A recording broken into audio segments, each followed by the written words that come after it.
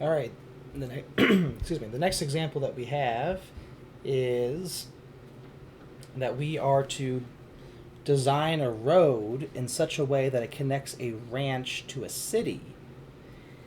So if we read the question, we see that there's a stretch of highway. So we'll call this the highway. And there's a ranch. And that ranch is 30 miles above the highway. So, let's put 30 miles, 30 kilometers, and that is the ranch. And then over here we have our city. And then if we think about this distance here, that is going to be 50 kilometers. So now what we wanted to see is if we only use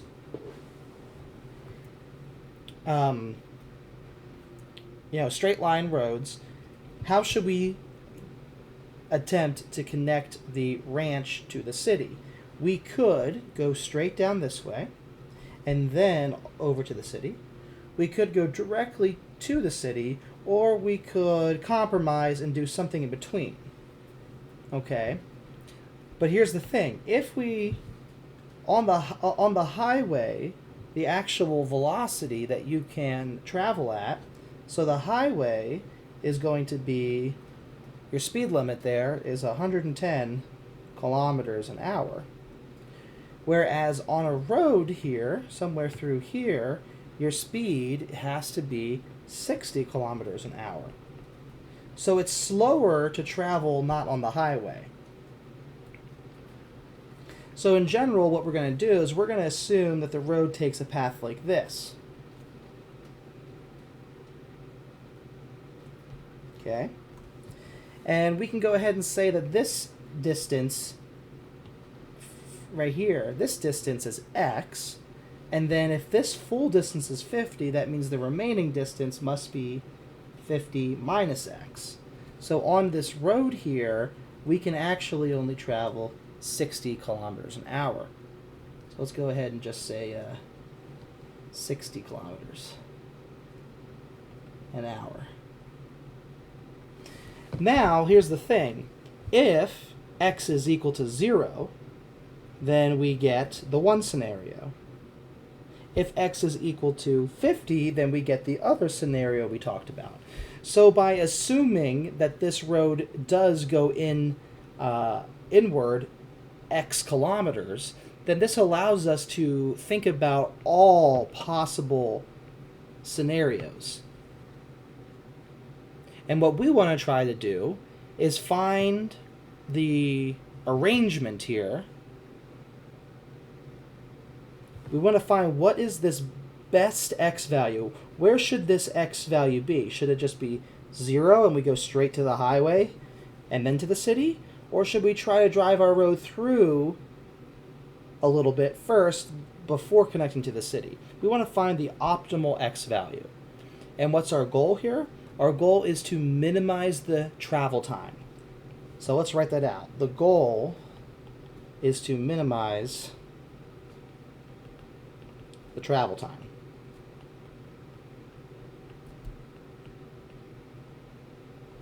Now, minimizing the travel time means that we're going to have to know what this distance is, because then if we know the distance and we know how fast we can travel, we can figure out the travel time. So, using a little Pythagorean theorem, this should be x squared plus 30 squared, or 900. X square root of x squared plus 900. Okay, so the travel time, I'll make this t of x.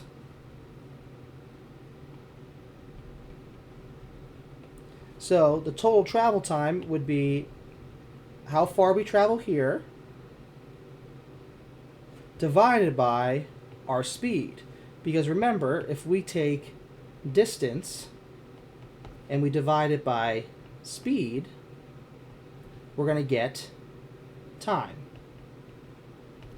And just look at the units here. If we take kilometers and we divide it by kilometers per hour, this is the same thing as kilometers times the reciprocal.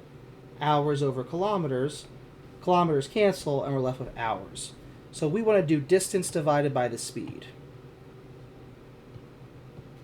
So the distance here for this first portion is x squared plus 900, 30 squared, all over 60, plus the distance, 50 minus x, divided by the speed, 110. Now we have to decide what is the domain. So define this on, let's see, what's the smallest x can be? Well, it would have to be 0. That means you don't cut in at all. We can't go negative just because, I mean, I guess technically there's nothing wrong with this, but we know for sure that this is going to add to the time. There's got to be something here that is what we're looking for. So 0 to 50, because the biggest x could be is where we just go straight to the city. Certainly wouldn't be bigger than the city, because then we'd have to backtrack. That's even further. So our domain is 0 to 50.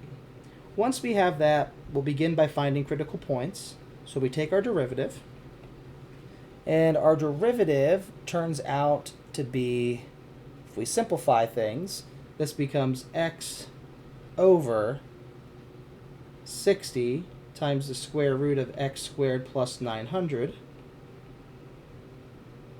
minus 110. So now, although this expression here is not a polynomial, it is continuous over all real numbers, because the only way this thing wouldn't be continuous is if we divided by 0. 110 is not 0, so that's fine. The only way we get division by 0 is if this square root, with what's inside the square root, if this x squared plus 900, if this turns into 0, then we would get division by 0. But whenever you take a number and square it, you either get 0 or something that's positive.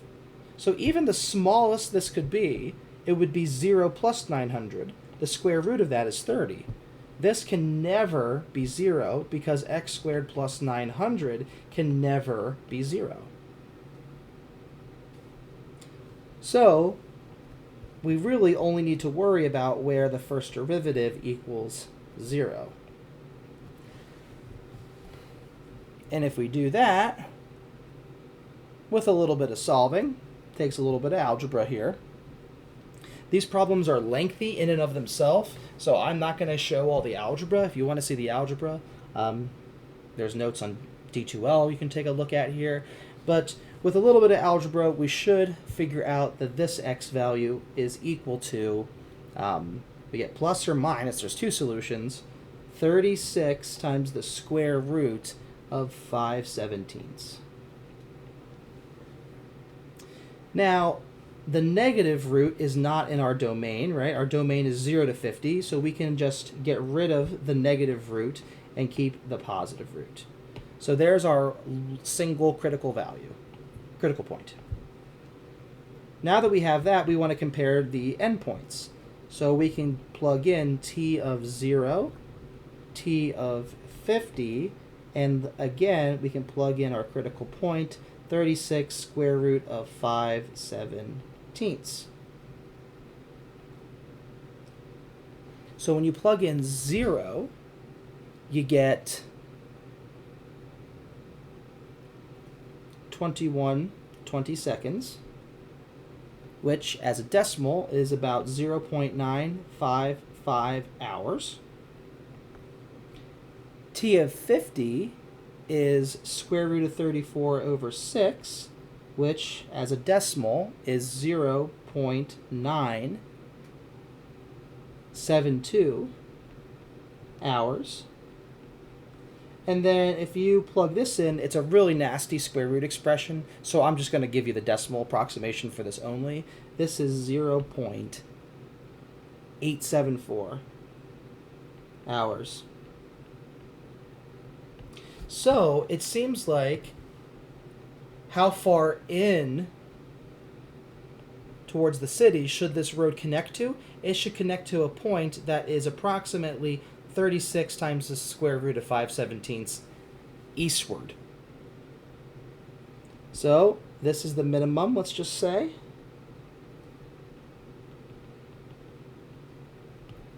And if we go ahead and get a decimal for this, I'm going to write the decimal of this right here just so you can see what it is.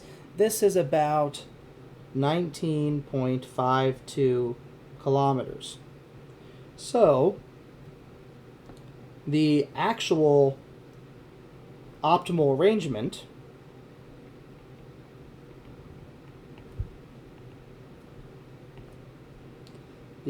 design that minimizes travel time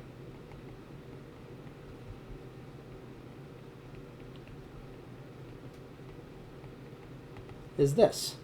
We have our ranch. We have our highway. We should do something like this.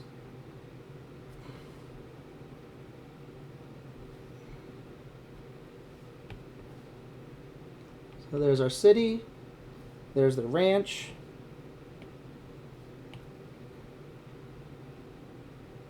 This distance here is 19.52 kilometers. And then you'll travel the remaining, 30-some miles to the city.